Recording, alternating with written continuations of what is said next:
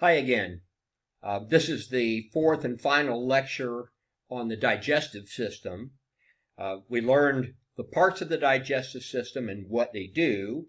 We learned what happens at each point and how it's propelled along, the motility of the intestine, moving it from one place to another. And we learned the secretions that happen at each point that allows us to deal with the food that is in any particular location, and therefore how to digest and absorb our macro and micronutrients. So we've gone most of the way through it. However, here's where we're going to stick in a little bit of extra detail on what our bodies do with the food. Metabolism is the utilization of food molecules to make ATP energy and the utilization of ATP energy. So when you use ATP, which you do all the time, with ATP pumps and stuff, but during exercise, of course, you use a lot more.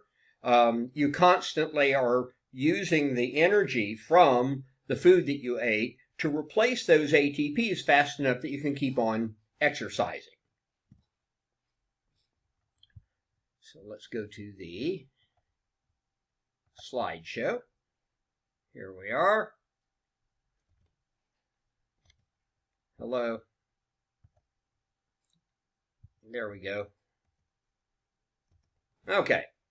So metabolic rate is energy expenditure. It is theoretically the ATP that you actually utilize, that you hydrolyze to get their little burst of energy so you can move a cross bridge or something and make a muscle contract. In measuring terms, it's the amount of oxygen consumed, because even though we make ATPs anaerobically, as soon as we slow down and rest a minute, we replace all the ones that we made anaerobically with aerobic ones. And so the production of ATP is an aerobic process. It uses oxygen, and therefore we can measure the amount of oxygen we used and see how much ATP we used, and then calculate how many calories we burned, and that sort of thing. The unit for oxygen consumption, the volume of O2 per minute, remember the little dot up there means per minute. It won't be there on most of your tests and stuff because it's hard to put a dot up there. But VO2 per minute is the volume of oxygen that you're using per minute. So we have a couple of energy systems that we use to provide the ATPs that we need. Some are very short term for burst energy.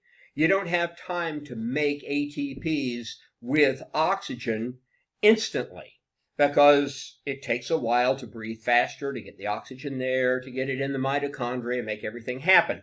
So we have to have a way to run to dash to catch the bus, but we also have to have a way to run a marathon. So the first system we have is called the phosphagen system, or the ATP-PC system, because these are our two phosphagens. Phosphagens because they have a phosphate bond that breaks off and leaves a phosphate hanging loose, generates the phosphate, phosphagen, and gives you a burst of energy that you can use to do something with.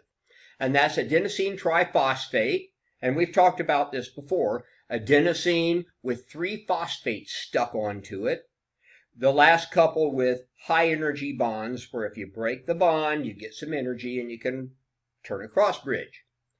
Or phosphocreatine, also known as creatine phosphate. Phosphocreatine is your second phosphagen. It's right in the name.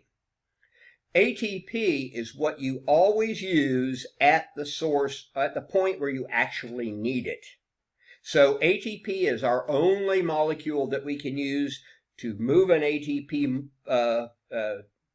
pump, to pump sodium and potassium back and forth.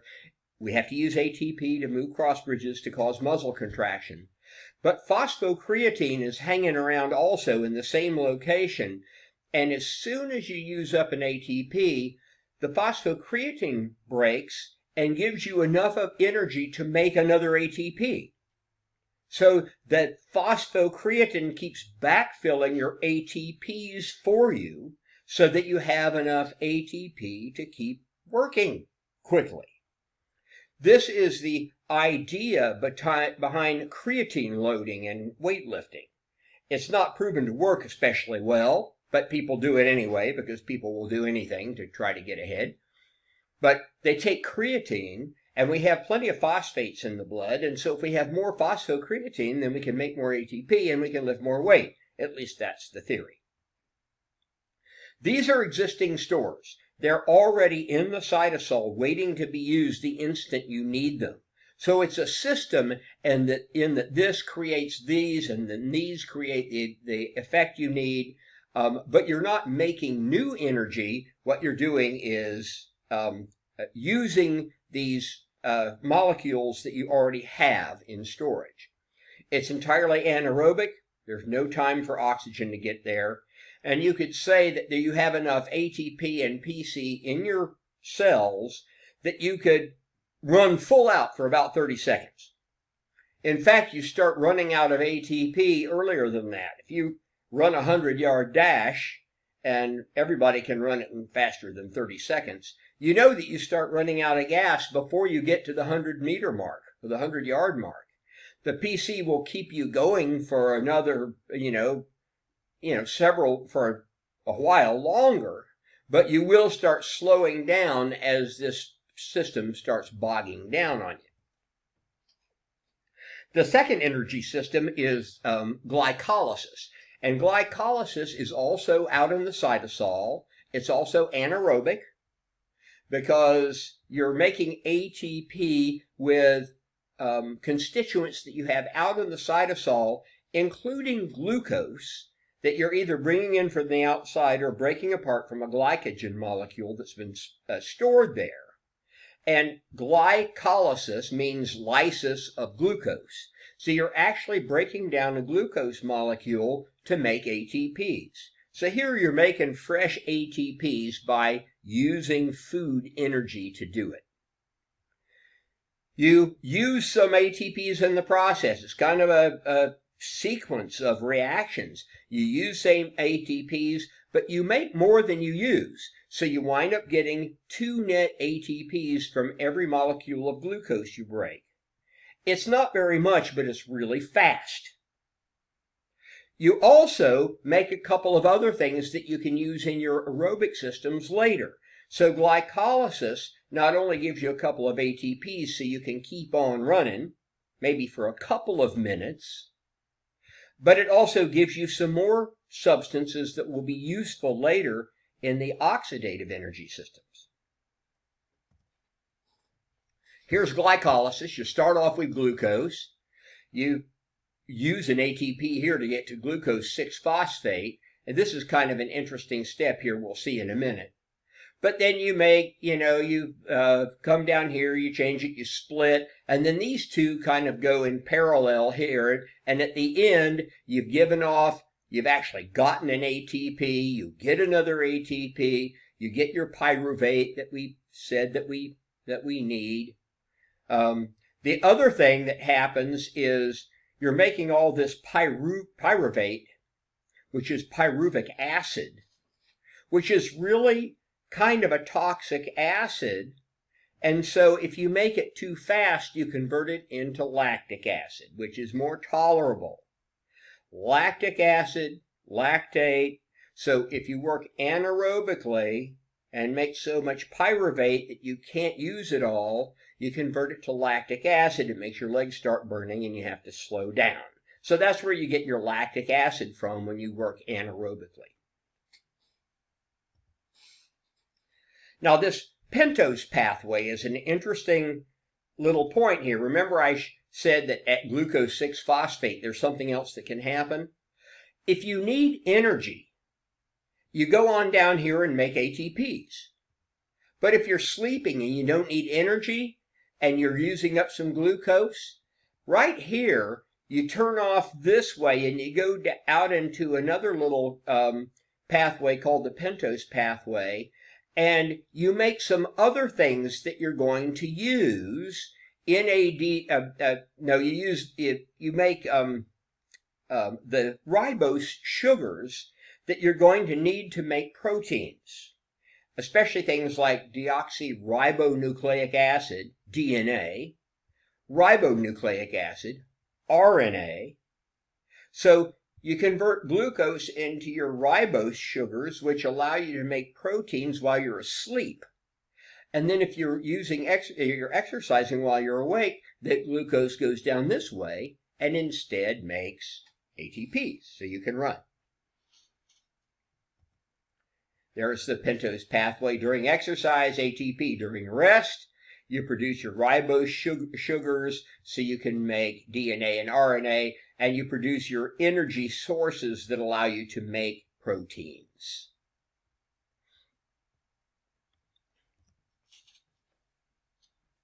Now, energy in the mitochondria is aerobic. Once you get your products into the mitochondria, you have oxygen available to use. And so you have oxygen in there, you have a couple of different energy systems. You're able to use not only glucose, carbohydrate, but you can also use fat and protein for energy because you have more complicated systems. They're slower, but they make a lot more ATPs if you give them time to do it. The first system is called the Krebs cycle, and that's not apostrophe S. The person's name was Krebs with an S on it.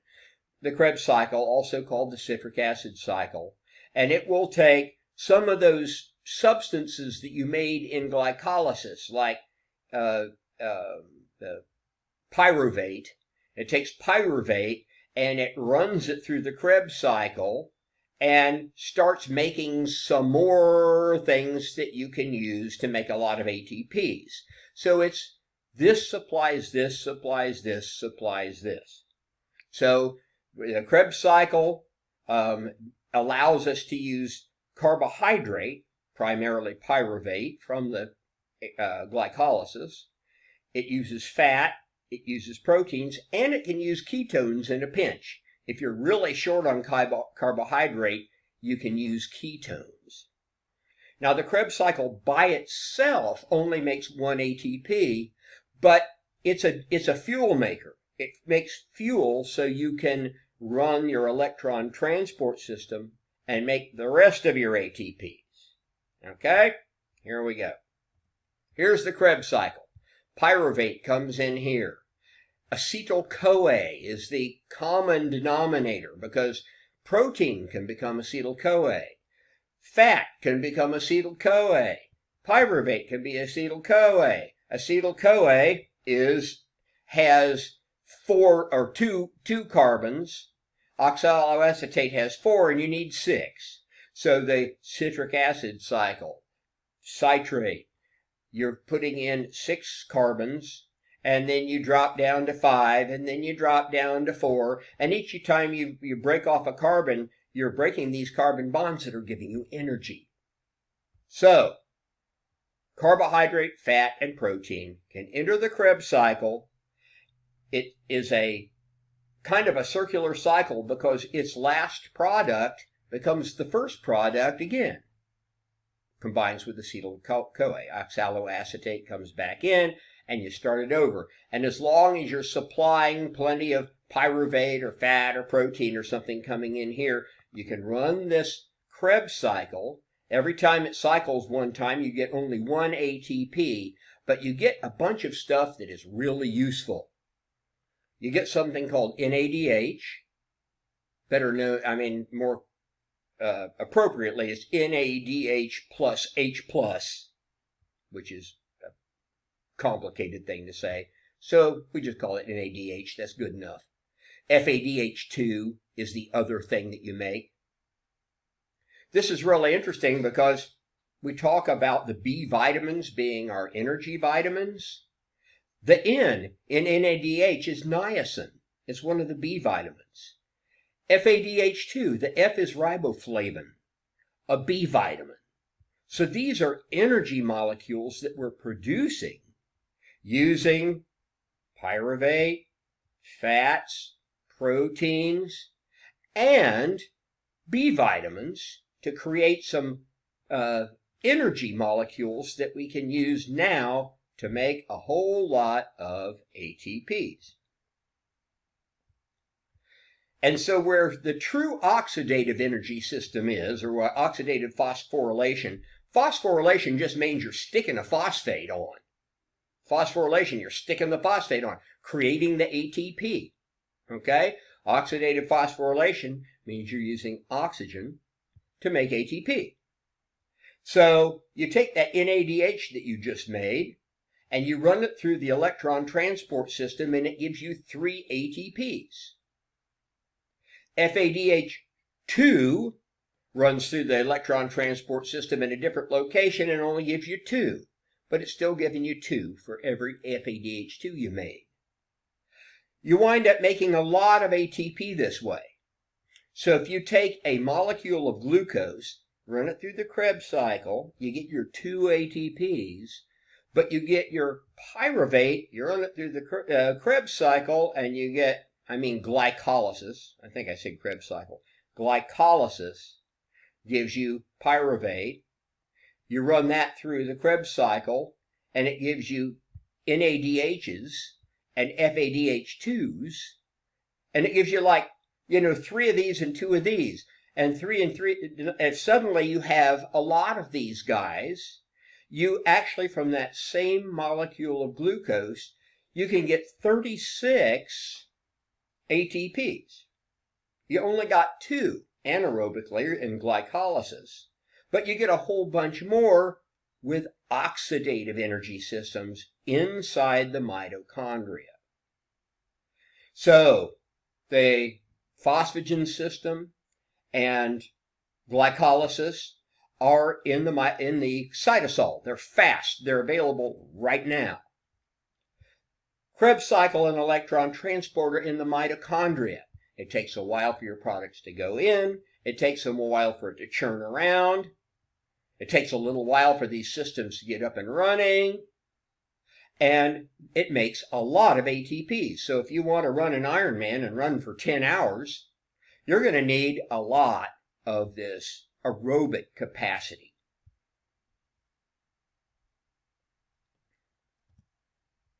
Here's the electron transport system. These are called cytochromes.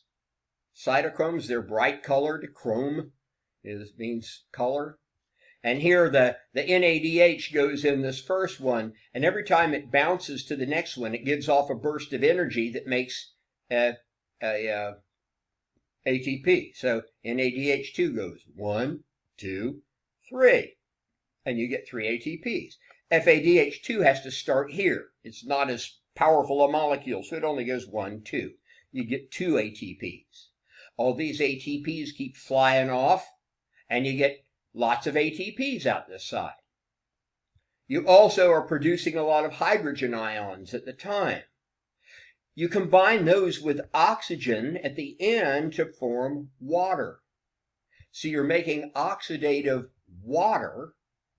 You have oxidative phosphorylation. You need oxygen for the system to continue to run. And that's where you get your oxidative ATP production. Recap slide. There's your phosphagens. There's glycolysis, cytosol, Krebs cycle, electron transport inside the mitochondria. Okay, so your metabolic rate is the synthesis and breakdown of ATPs. It's the amount of energy expenditure you have, consumption of ATPs, and therefore consumption of oxygen. Your basal metabolic rate is defined as the number of ATPs, the amount of energy expenditure to keep you alive, like in a coma, okay, or a deep sleep. Your resting metabolic rate is a lot more useful than BMR. This is usually used in scientific jargon. Resting metabolic rate is what you have right now sitting at your computer. And it's considerably higher than your basal metabolic rate because you're using your brain, you're sitting up, you might be scratching your head or something. The average person has a resting metabolic rate of about 3.5 milliliters of oxygen consumed per kilogram of body weight per minute. Now, it's good that it's per kilogram of body weight, because I'm a big guy. If you're a small person, we're using different amount of energy, but per kilogram, we're using about the same amount at rest. 3.5 mLs per kg per minute is considered one metabolic equivalent. That's a resting metabolic rate, or 1 MET. That's metabolic equivalent. 1 MET is 3.5 mLs per kg per minute. This is useful because you'll be in a rehab setting, and you'll get a cardiac patient, and their prescription will be that they should, for the first week, they should work on the treadmill at approximately 3 METs. And once they can do that comfortably, they can accelerate to 5 METs. Okay, so it's a level of exercise that is using X amount of oxygen. And so knowing that a MET is 3.5, if they're working at 10 METs, they're working at 35 mLs per kg per minute. 3 METs is 3 times 3.5, 10.5 mLs per kg per minute.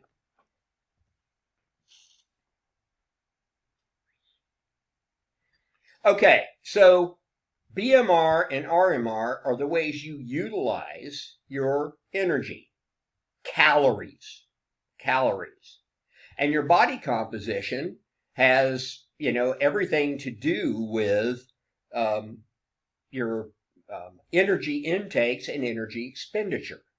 Now, some things that can affect your body composition, your lean mass. Muscle is a lot more metabolically active than fat is.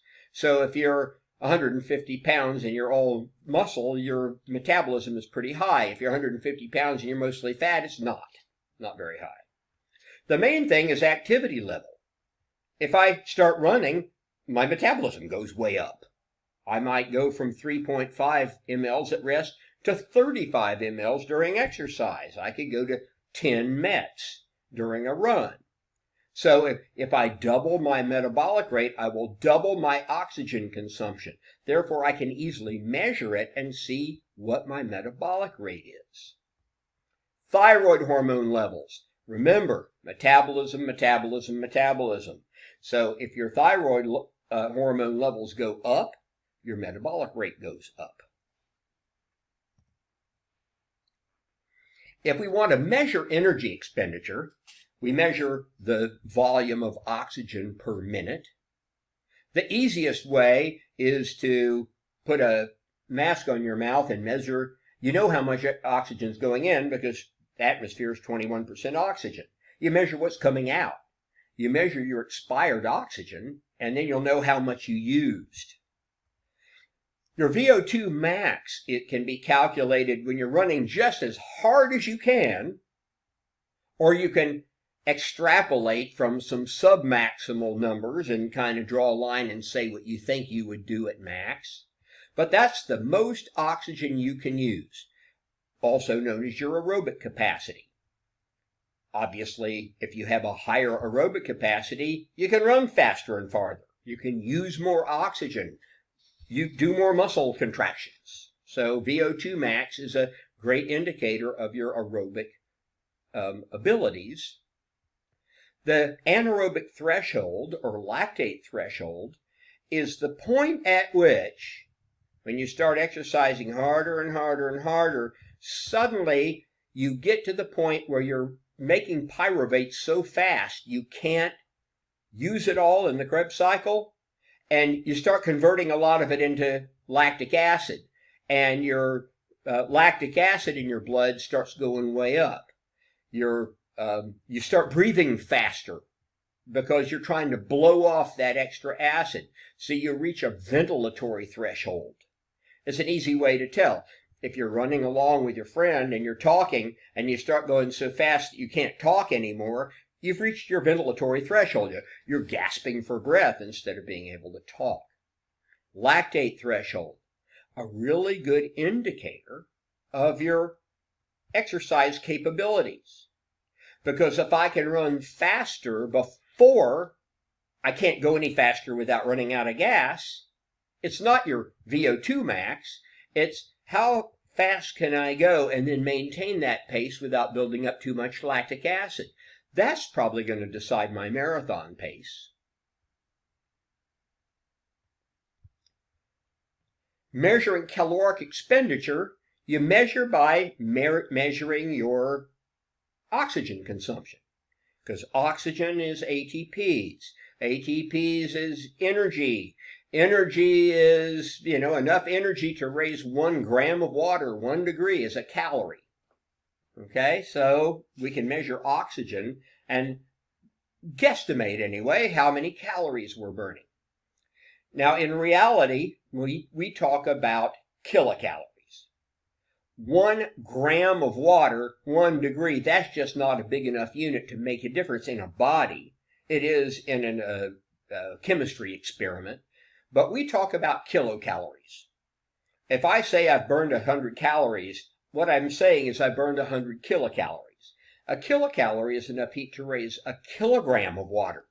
A kilogram of water, 1 degree Celsius. So that's what we're really talking about when we're measuring caloric expenditure as kcals. You can do direct calorimetry. You put somebody inside an egg and see how hot it gets in there. Indirect calorimetry, you measure their oxygen consumption and use that to calculate the amount of ATP energy they used, and therefore the number of calories. The good thing to remember here is that if you use a liter of oxygen, you used about 5 calories. Okay, kilocalories. A liter of oxygen, about 5 kilocalories. So if I'm measuring along and I've used, 100 liters, I've used 500 calories. That's a lot of calories. That would be a really big workout.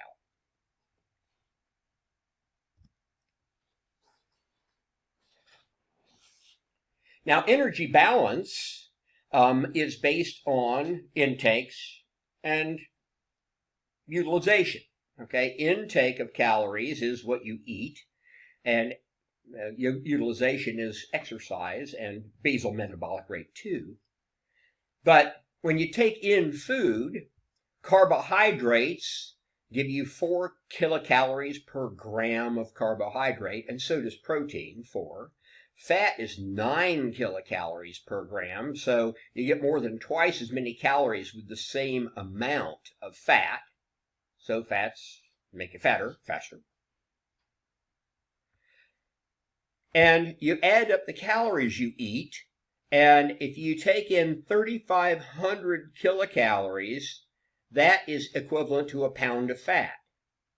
So if I'm maintaining a body weight and I take in 3,500 kcals more, I will gain a pound of fat, theoretically, if some other metabolism thing doesn't change in my body. So, and if I want to lose a pound of fat, I've got to burn 3,500 kilocalories.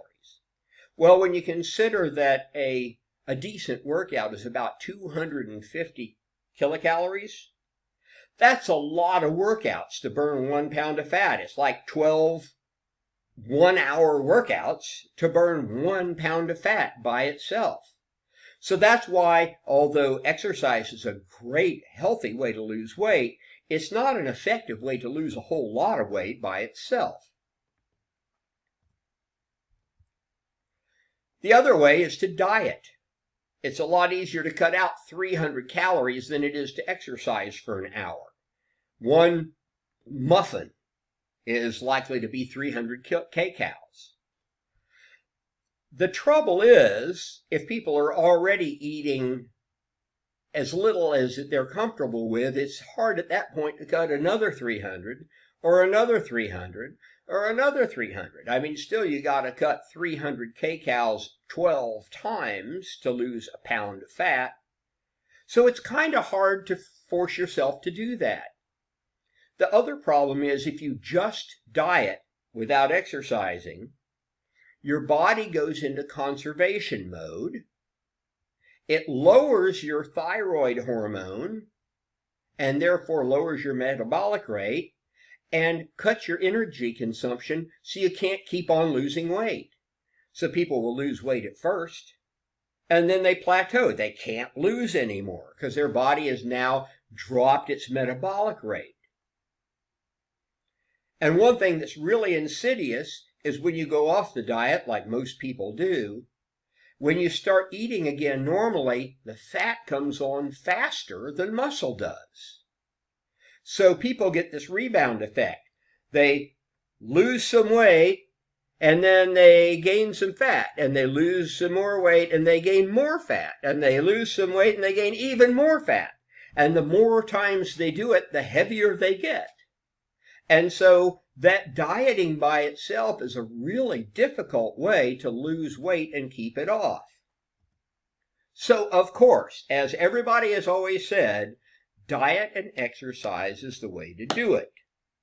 If you are exercising, your body will refuse to go into a conservation mode because it knows it needs the calories for the exercise.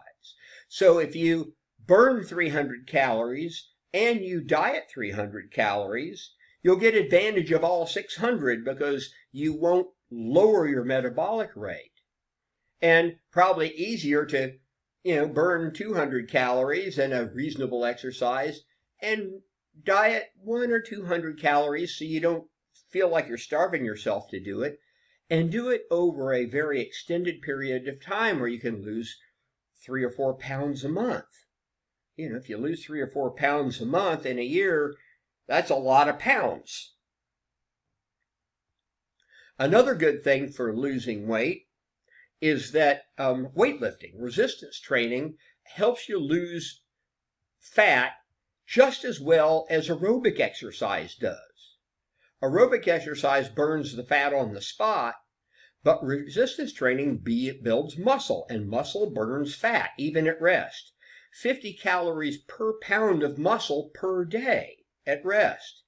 If you put on 5 pounds of muscle, you're burning 250 calories a day. That's a whole workout just by having the extra 5 pounds of muscle on there.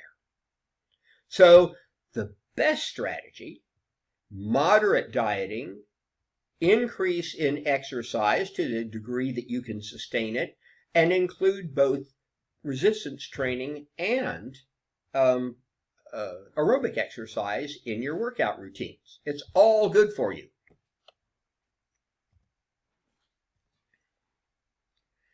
Body composition and obesity. Now, there's all kinds of different numbers, and they change from time to time, but these numbers aren't bad.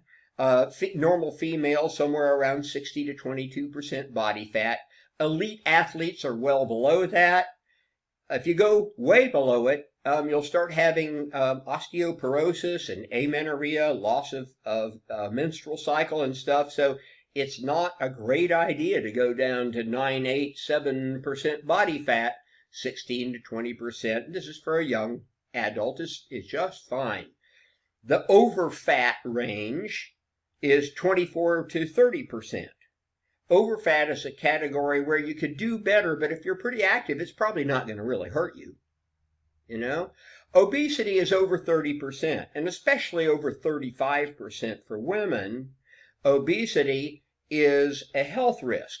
Even if you're active, being obese puts you at risk for heart disease, hypertension, diabetes, and some cancers. Probably not here if you're still active. The overfat range is where a lot of us live.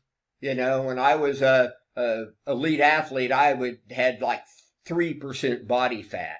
And then I spent my teenage and my 20s and 30s probably somewhere around here. And my since then I'm in here somewhere. I'm probably 26% now, something like that. Obesity for men, definitely 30%. Women will always have some more fat than men because they have fat in the reproductive organs and breasts that is not fat you want to get rid of. It's the subcutaneous fat that matters. So women generally are 4% body fat higher than men at the same fitness level.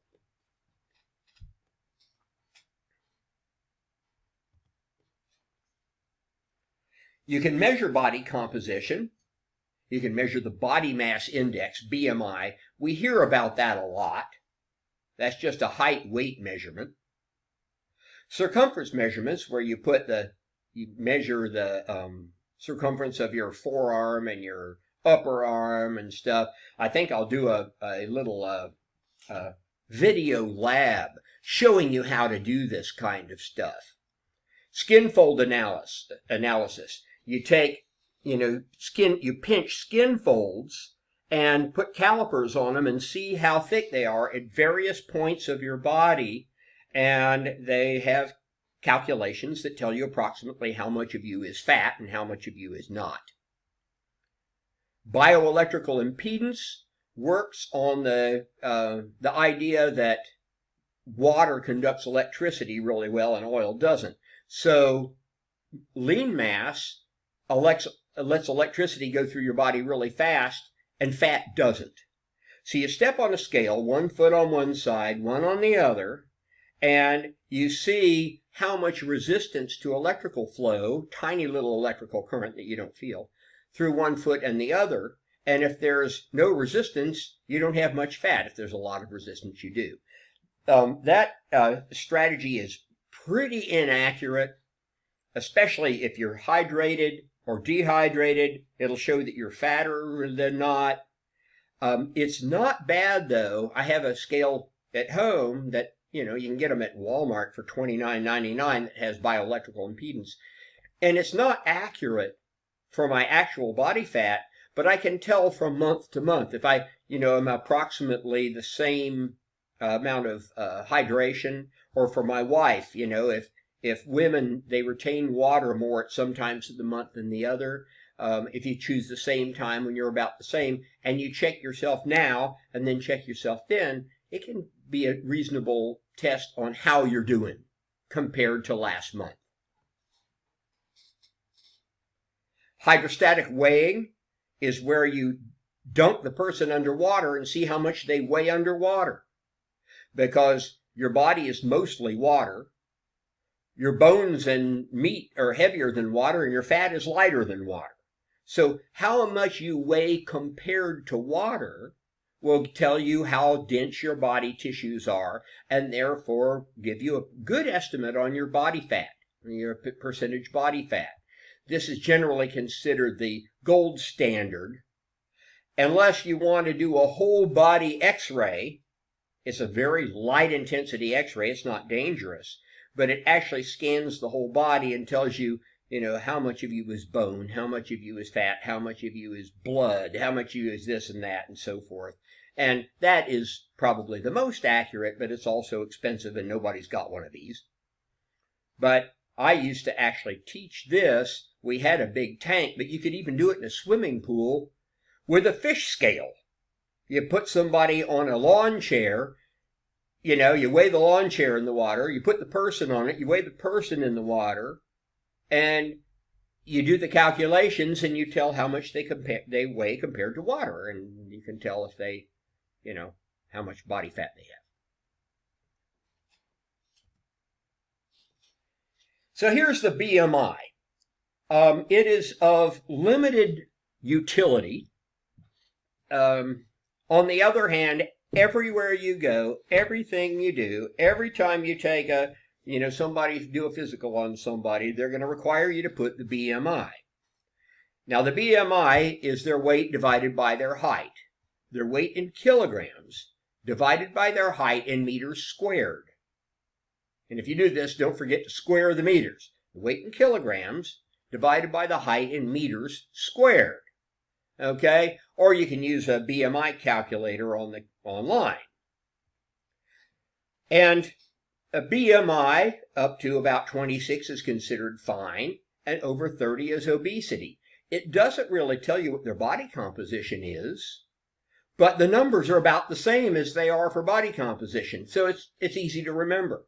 If you're, up to about 25, 26 to 29, 26 to 30 is over fat.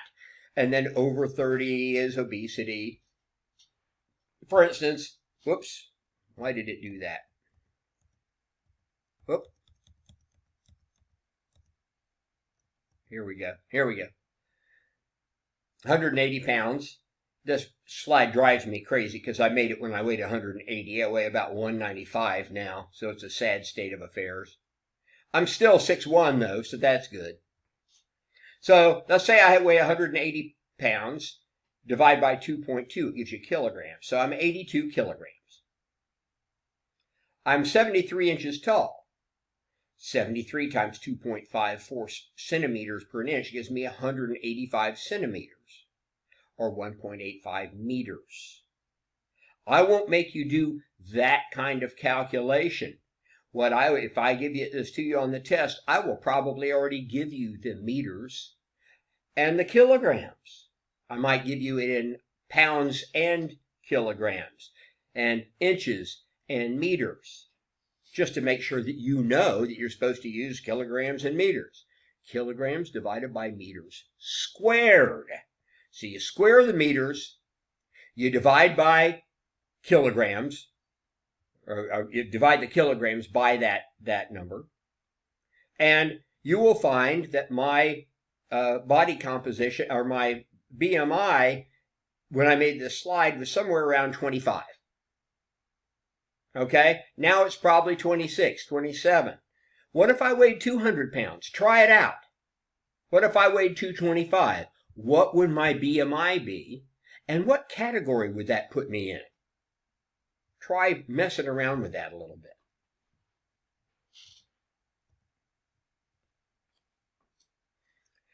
Okay, and the last of this lecture is going to be the other aspect of our utilization of energy is to keep us warm. The primary thing we do is move our muscles and breathe and move our blood and beat our heart and all that kind of stuff, so that's important. But we also keep ourselves warm, because every time we utilize an ATP, we split that ATP, it gives us a burst of energy. We get to use about a quarter of that, but we waste 3/4 of it as heat. So the more you exercise, the more heat you're producing. That's why we're warm-blooded animals. We make more heat than we need, and then we release that heat by sweating and whatever so that we don't overheat, but it allows us to live in Alaska if we want to. Core temperature at rest, 98.6. Mine is about 98. Your personal core temperature is like a typical resting heart rate or a typical resting whatever. You know, the average core temperature at rest is 98.6, which is 37 degrees Celsius. So memorize those. But also know that every individual is likely to be just slightly different. Your surface temperature, the surface of your skin, you tend to keep the surface at about 92. This gives you a gradient, so the heat in your body can move to the surface and you can get rid of it. Your leg muscles at rest are down to about 90. So this, whatever heat is there is moving here, here is moving here, here is, it's moving as you need it to get it out. Your exercise response, though, the leg muscles elevate to 102 degrees. So then you're really having to move that heat out of there to keep the areas from overheating. During exercise, your core temperature will go up only a little bit. You're 98.6, maybe you'll go up to 98.7. Maybe you won't even notice it, because as soon as it goes up the tiniest bit, your hypothalamus senses the increase and causes you to start sweating. That evaporation keeps your body from getting any hotter. So your legs and muscles can get really hot, but your brain and your heart and your liver and all of your vital organs are kept at about 98.6, about 37 degrees Celsius, until you've exercised really to your limit and you start overheating and you find that your temperature might be up at 99, 99.5. It can get up some toward the end of really heavy exercise. But normally, you vasodilate your skin, and then you increase the activity of the sweat glands so the sweat comes out faster. This is a sympathetic process. The thermoregulatory process is entirely sympathetic. Both freezing to death and burning up are fight or flight. So this is the only place in your body where the sympathetic nervous system gets to use both acetylcholine to cause dilation, and it gets to use norepinephrine to cause constriction. So during exercise, where you have to sweat, you send up a bunch of acetylcholine, you dilate the blood vessels, and you sweat more. If you're freezing to death, the norepinephrine causes those blood vessels to squeeze shut to keep the blood from going to the surface and cooling you down too fast. Everything controlled by sympathetic, acetylcholine and norepinephrine. Your best mechanism for heat loss is sweating, evaporation. When water converts to a gas, it uses energy. It's why you have to put a pot on a stove and turn the stove on to get it to boil. It uses that energy as it creates the boiling process. So the sweat that reaches your skin and drips off doesn't do you any good. It's the sweat that comes to your skin and evaporates that cools you off. If you insulate yourself, if you cover yourself up, you'll prevent this heat loss. Now that's good if you're cold, but it's bad if you're hot. If you're trying to run and you're all covered up, you won't be able to evaporate the sweat, and you won't be able to thermoregulate very well.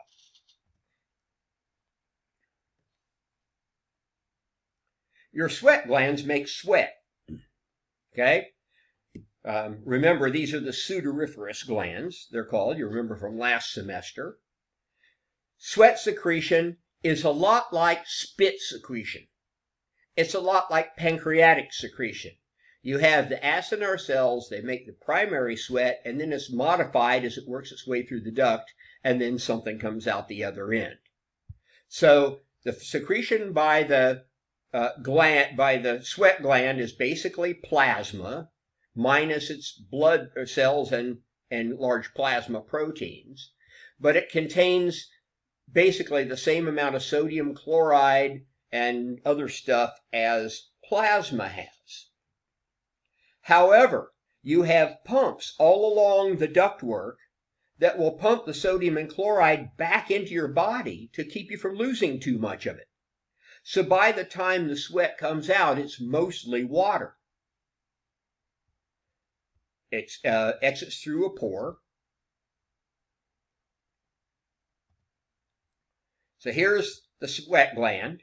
Here you have blood vessels, and the blood vessels will constrict with norepinephrine, dilate with acetylcholine.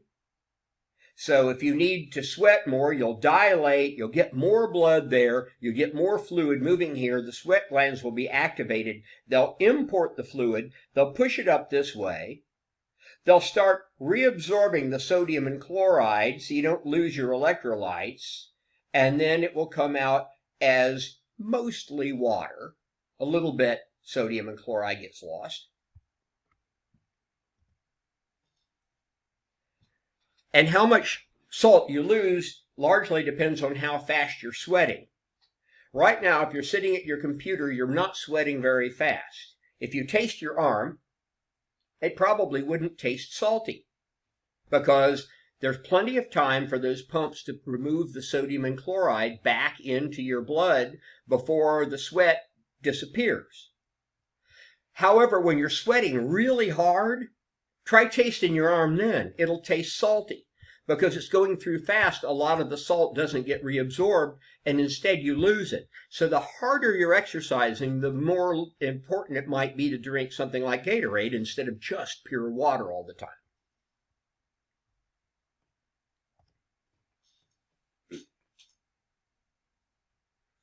Acclimatization.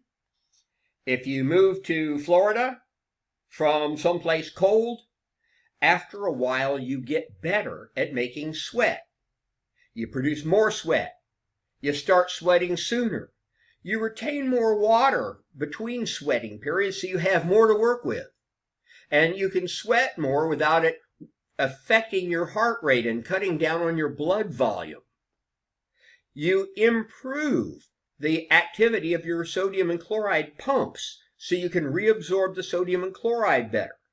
So you can work in the heat much better. You sweat sooner, you sweat more, you keep yourself cooler, you have more water in your blood anyway that you can work with, and you retain your electrolytes better. All of those things are part of acclimatization.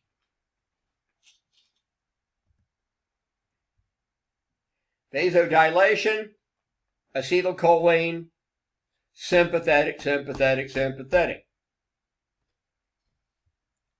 Okay. What about if we have to make more heat? What if we're too cold? Non-shivering thermogenesis comes from things like, some of the metabolic heat in our organs, brown fat, which a few populations like Inuits, Eskimo type people have, some brown fat. It's a fat that actually has a lot of mitochondria in it, not for producing energy, but just for producing heat. Seals have a lot of it, but adult humans have hardly any. You burn a little bit of extra energy when you eat a lot because you're running a lot more blood through your digestive tract, but not enough to really help you lose weight. If you eat a lot, that's not a good way to lose weight. The main thing we do is we shiver. If you get cold, you shiver. And the activity of the muscles burns more ATP, producing more heat, and you warm yourself up.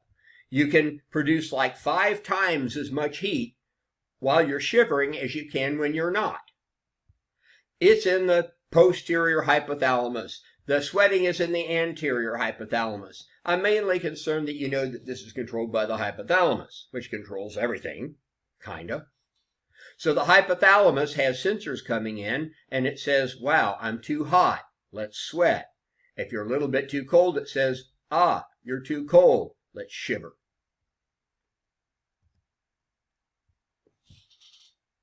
The hypothalamus gets its signals from thermoreceptors.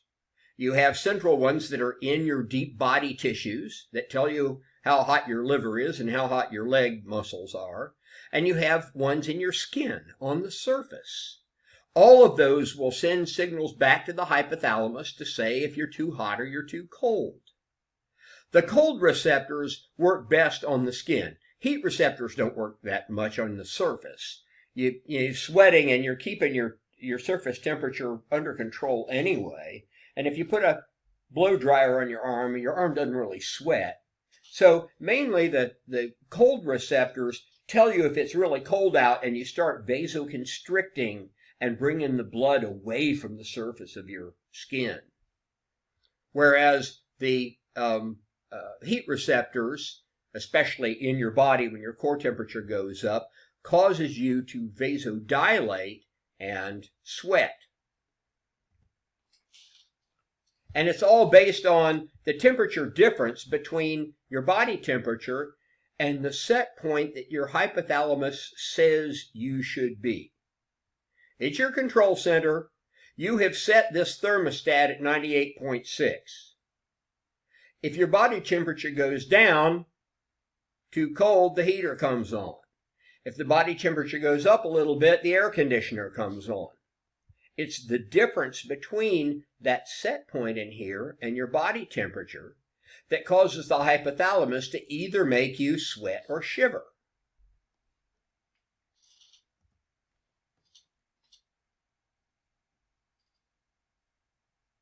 Now, what about fever? A lot of people getting fever with the COVID-19, with the coronavirus now. People getting fever. People get fever with the flu. It can be caused by some brain lesions that are too close to the hypothalamus, yes, and brain tumors and stuff, yes. There are conditions that can cause fever, but mostly Fever is because you're sick. You have a virus, or you have a bacterium, or you have a parasite, and your body starts fighting it. And your immune system, remember, when it starts fighting stuff, it sends out all of these cytokines, all of these signaling molecules to tell the whole body to get involved here and do stuff about it.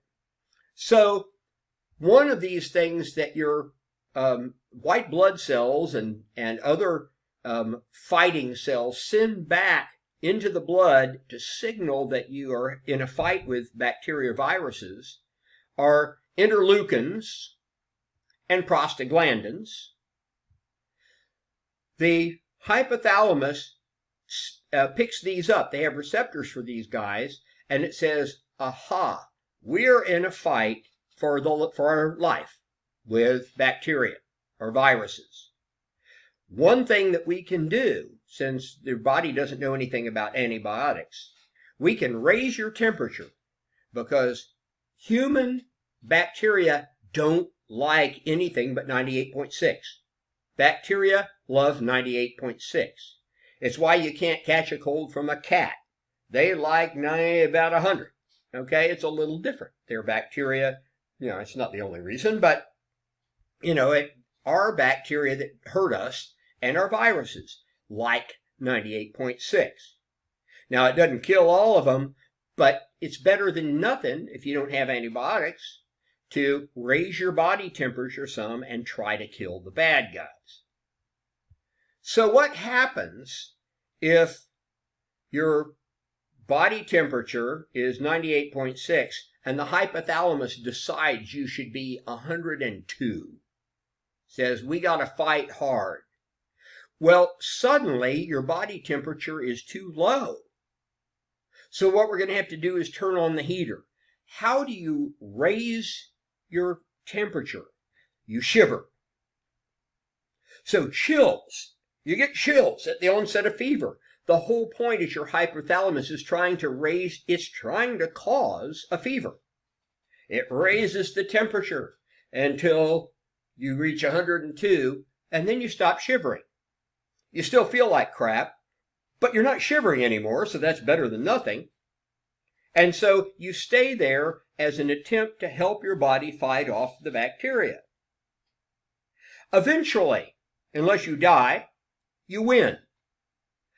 The bacteria get defeated. The interleukins are not being produced anymore. The hypothalamus says, okay, we're done. It sets its set point back to 98.6. Well, now you're too hot compared to the set point. How do you lower your temperature? You sweat. So at the end of the fever, you sweat it out. The flush at the end of the fever causes you to sweat a whole bunch and drop your temperature back down. So these are intentional. Your hypothalamus raises the set point, you shiver till you get there, then it lowers it back down, and you sweat until you get your temperature back down. Antipyretics will block some of these things, prostaglandins or interleukins. They'll block some of these and prevent you from getting as much fever.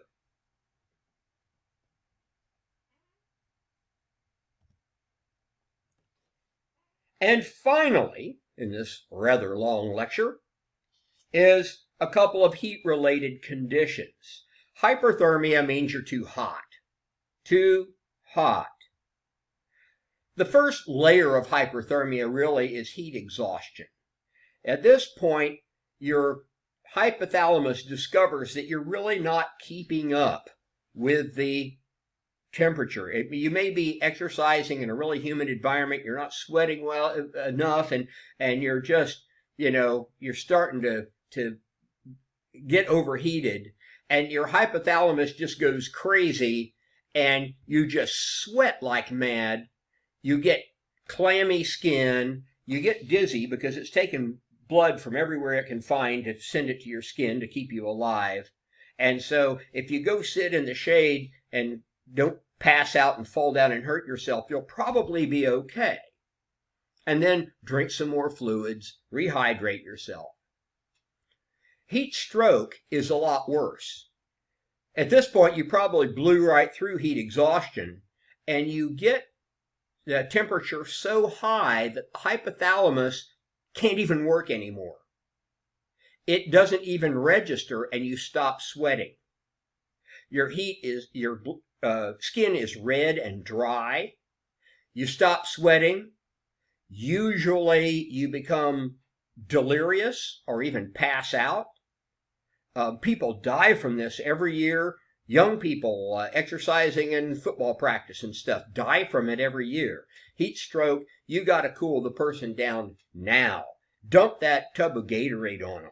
You know, get their temperature down. Get them to a hospital where they can put IV fluids in and rehydrate them and get their temperature back under control. Heat stroke. Hypothermia is when you're too cold. Now, the same thing, if your body temperature is normally 98 or so and it drops down to 97, you're going to start shivering like mad. 96, you'll shiver so bad it feels terrible. Get back down below 95 and it's too far and your regulatory system can't handle it. It can't respond anymore. It's like heat stroke if you get too hot. Hypothermia, the temperature regulation gets lost and you can't shiver anymore. And people just kind of get loopy and they lie down and they fall asleep and die of hypothermia. It happens out in the wilderness a lot when people get lost and stuff. So at this point, you have to warm them back up. You don't put them in hot water. But you might put them in a tub with warm water and heat them up, or put them in a sleeping bag, maybe crawl in with them and try to add some body heat to them, because they can't produce their own heat at that low temperature, and you have to add some heat to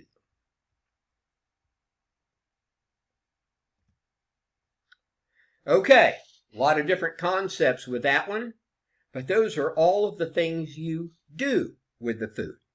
Remember, the digestive system test will be next week. Take care.